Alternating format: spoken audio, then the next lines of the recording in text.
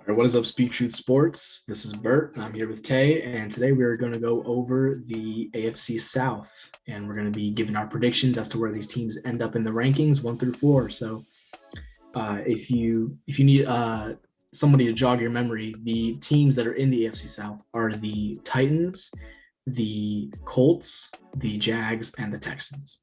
So, why don't you go and kick it off? Who do you have first? Who's gonna win this division? First I have Indianapolis. I think the defense is really going to carry them to win a lot of games. I know they kind of have a tough schedule. They got a lot of hard games that I think that the offense is going to struggle with Carson Wentz being out a couple of weeks. But I think the defense is really going to hold it down and hold these kind of superior offenses to these low scoring games to where they can, the offense can manage enough to really get the job done. That being said, I just don't know who Indianapolis is looking at playing quarterback. Um, Ellinger and Eason aren't like the best options, but they have a decent committee in the running backs. They have Taylor, Mack, and Naheem Hines, who shot up last year out of nowhere. I mean, out of something I don't know what happened, but this guy seemed like he was just a stud for them.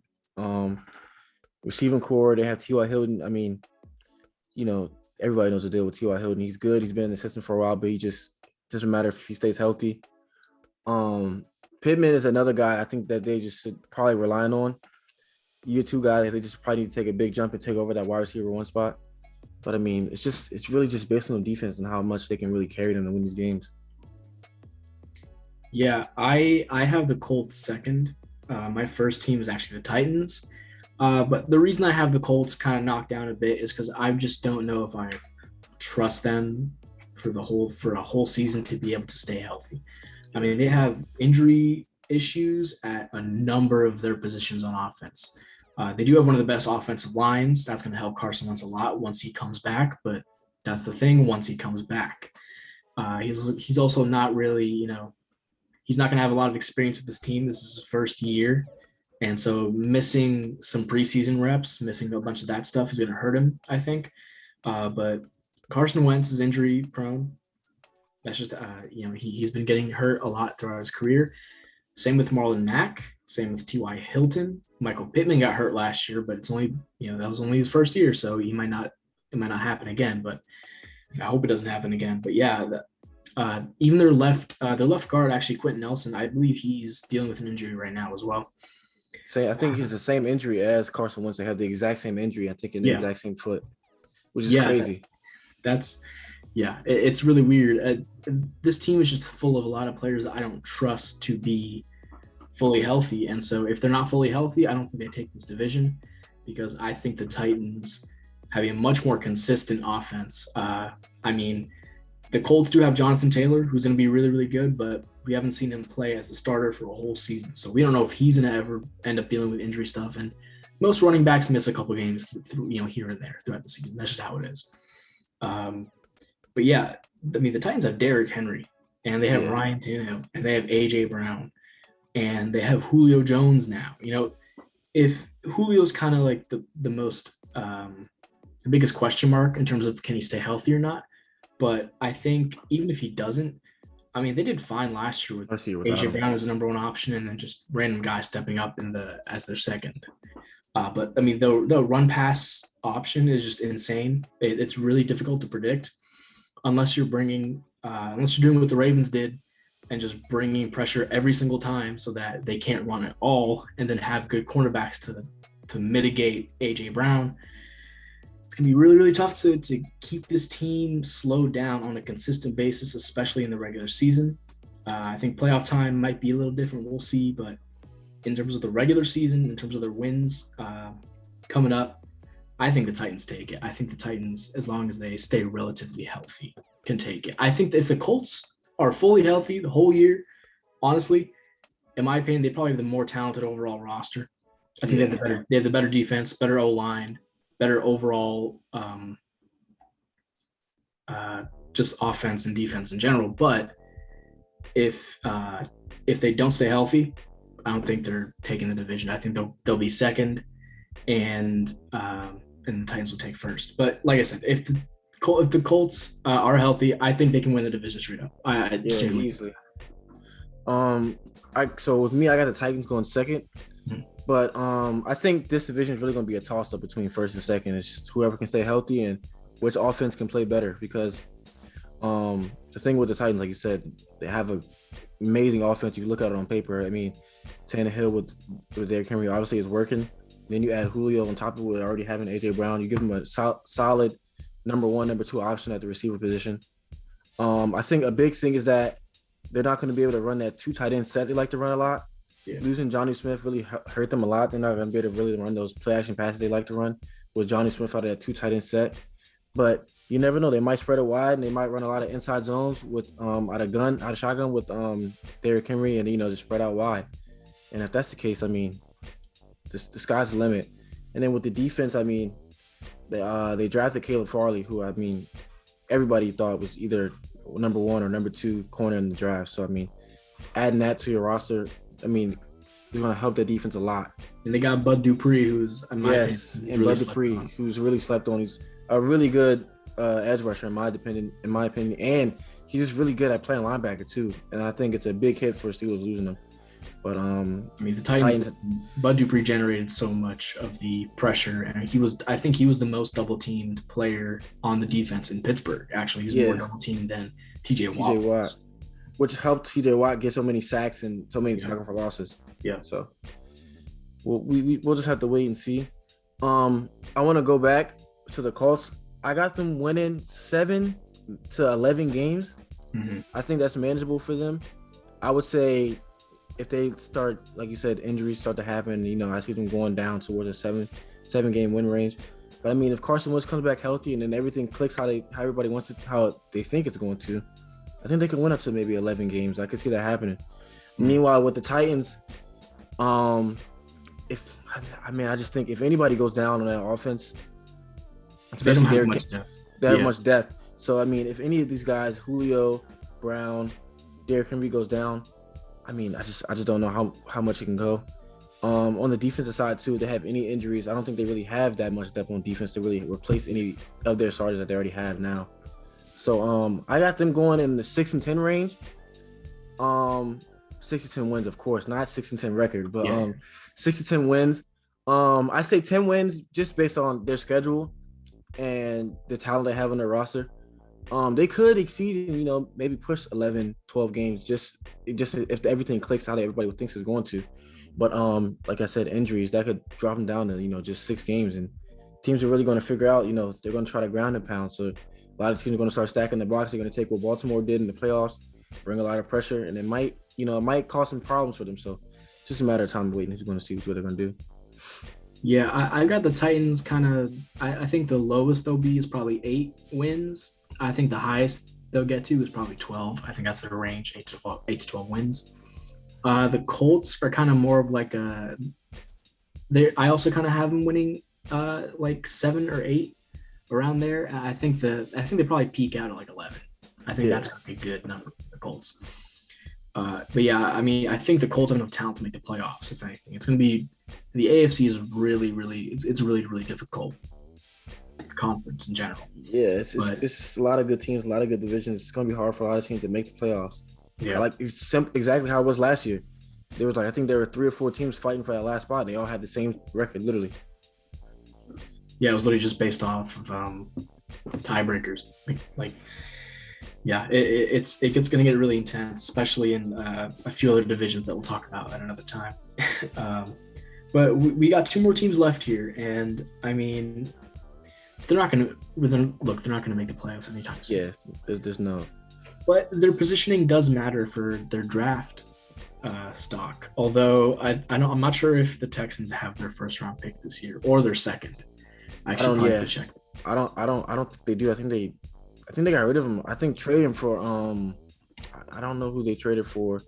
Was it in that David Johnson trade? Did they give up draft picks in that David Johnson trade to get him from Arizona? Oh no, they actually they got a second. Yeah, they got a second from that pick. Yeah.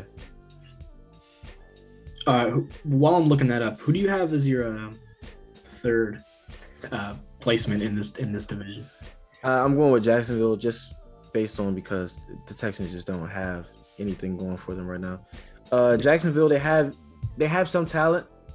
I just think that they need some time to develop this whole scheme they're trying to do. New head coach Urban Meyer. We really just got to see how good he really is going to be in the NFL. I don't know how he's going to be able to transition from college to NFL. They did draft Trevor Lawrence. They wasted their second first-round pick on Travis Etienne, which a lot of people didn't agree with. I see why they did it, but do I think it was the best option? Obviously not. I agree. They added Marvin Jones, they added Shaquille Griffin. So, I mean, they did add some good pieces to their team. I think just a lot of issues going to be coaching, teams getting used to each other. They got to build a foundation there with the new quarterback, new coaching staff. There's just a lot of young guys on that team. I really like Laviska Shenault. I think he's going to be their wide receiver one. Him and Marvin Jones will be a good, 1-2 option.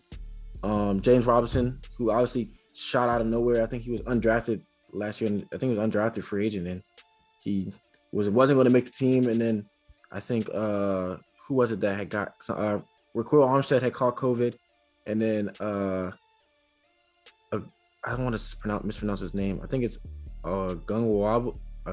Dario Gumbawale. Yeah, that guy. Yeah. He had I think he had caught a season-ending injury, and then James Robinson just stepped up and he turned into this amazing running back, who a lot of people were advocating for him to win Offensive Rookie of the Year based on his stats and where he was playing at. But I mean, you can't give it to a guy whose teams had, I think they had 3 wins last year, 2 wins last year. Yeah.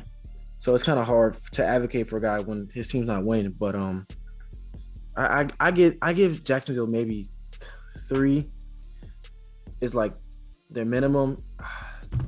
5 max, maybe they could push 6 if they get lucky one game. I just don't see them winning that many games. Like you said, this is just based on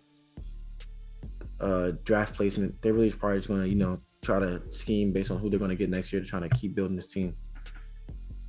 Yeah, I did not like the ETN pick, and it looks even worse now because he's injured and he's likely done for the season. So I don't know. I mean, they probably should have gone lineman or defense in that scenario. You get a whole first-round pick on a position you don't need. But yeah, I mean, I do want to give an update on the Texans draft stuff. So this is actually the first year since 2019 they have their first 6 picks for the first 6 rounds. So they have 1 through 6. They can finally actually tank, rebuild good players.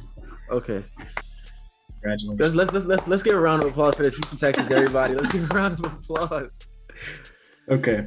I'm the same with you. I got the Jags in 3rd place. I got their win totals probably around like 2 to maybe 5 if they really step up. And I think Trevor Lawrence is going to have a great rookie season.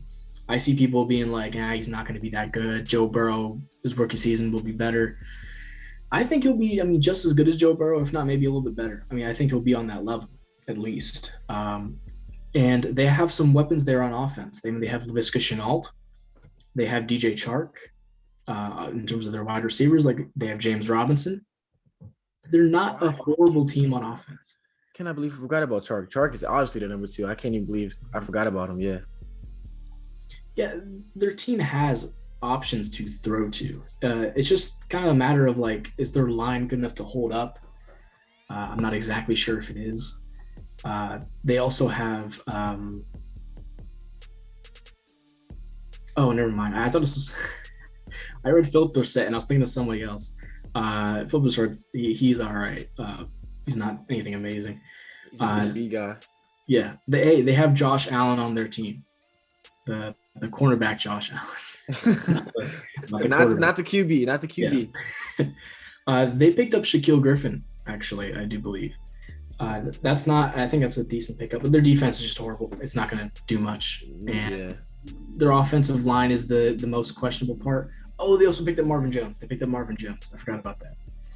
So, they have options to throw to. They have a dude who can run. I'm not sure how much he's going to be running because he's probably going to be down for like the entire game. But, and look, if Trevor Lawrence doesn't do good or if he gets hurt, they're the greatest backup quarterback in the entire NFL. They have Gardner Minshew. Yeah, yes, sir.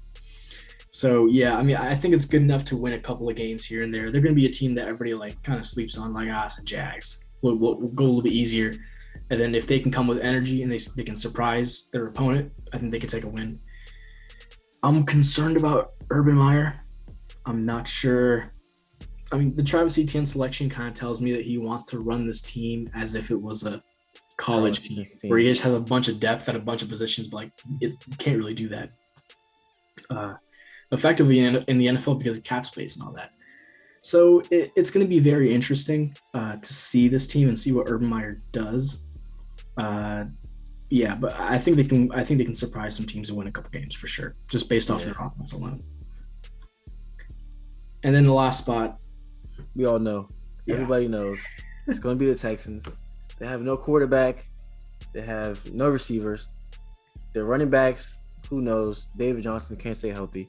They have. He's still there, right? David Johnson's still there. I mean, their running back.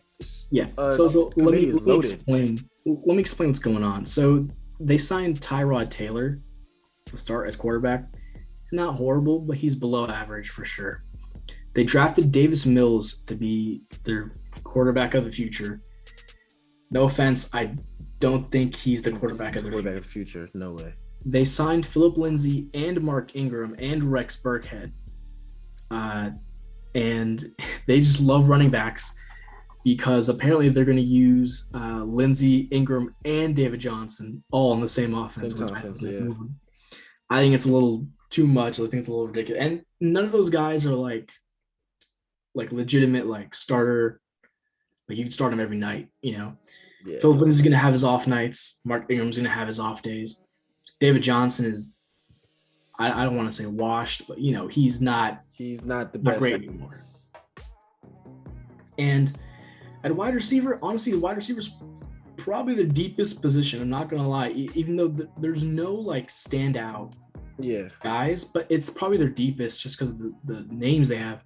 I mean, they have Kiki Kuti, they have Chris Conley, Brandon Cooks, Anthony Miller, and Nico Collins. And the thing about this is a lot of these guys deal with injuries pretty consistently. Yeah. If they're healthy, they're not bad, but they're a team full of second options on a team that needs a first option, you know?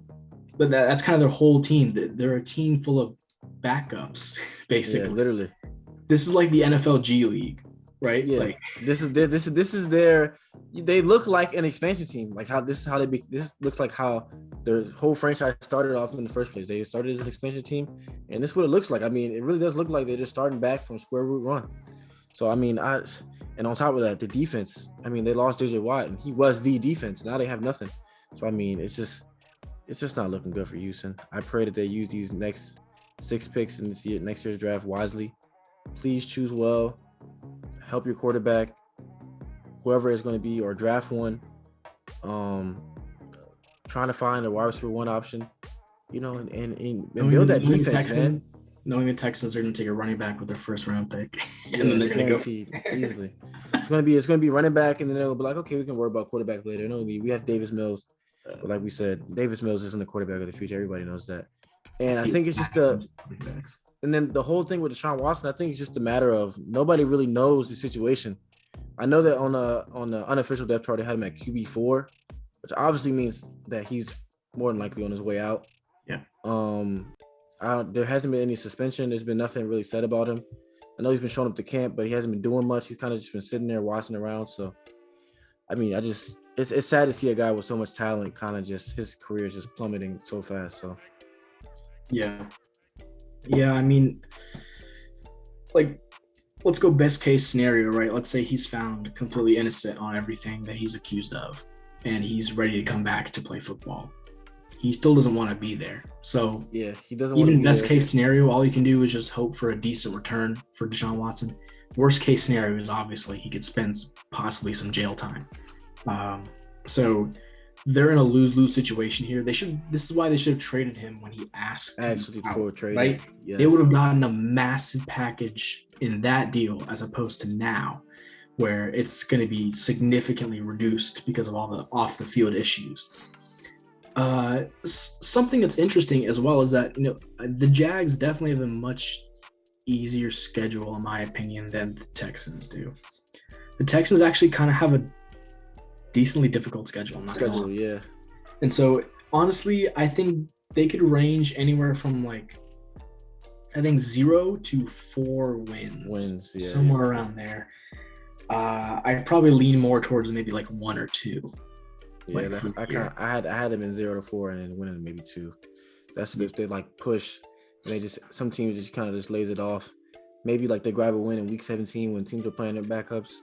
I can see that happening, but I just don't see it happening. Except their week, it's actually week 18 now because there's 17 games. Oh yeah, week 18, yeah. Their week 17, week 18 matchup is against the Titans, who, if they're locked with the Colts for like a spot, they're not going to rest the guys. Yeah. So, Texans, just be happy. Number 1 overall pick on the way to Houston. Don't worry. Yeah, this year's a wash. Just ignore it. Honestly, just accept the tank. Go watch some college football. Yep.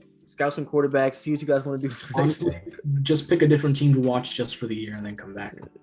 Literally, just come back. Honestly, Texans fans, you have the bandwagon pass. You can leave at any moment. Yeah. I will not blame you. If you want to go be a Buccaneers fan by any means, Kansas City fan by any means, just go jump on the bandwagon for 1 year. Yeah. And just take the L. It's okay. Y'all deserve it, man. Bill O'Brien ruined your franchise. He deserved it. Yeah, and they got to get that guy out of there too. But who knows when they're going to get him out of there? It seems like he's there forever. Yeah. All right. Well, I think that's all I have to say about this. Let's go over our rankings one more time. So I had the Titans, I had the Colts, then the Jags, and then the Texans. That's my order. My order is I got Colts, Titans, Jags, and Texans. All right. Thank you all for watching, and we'll catch you guys next time. Like, subscribe, do all that good stuff. Thank you. Peace.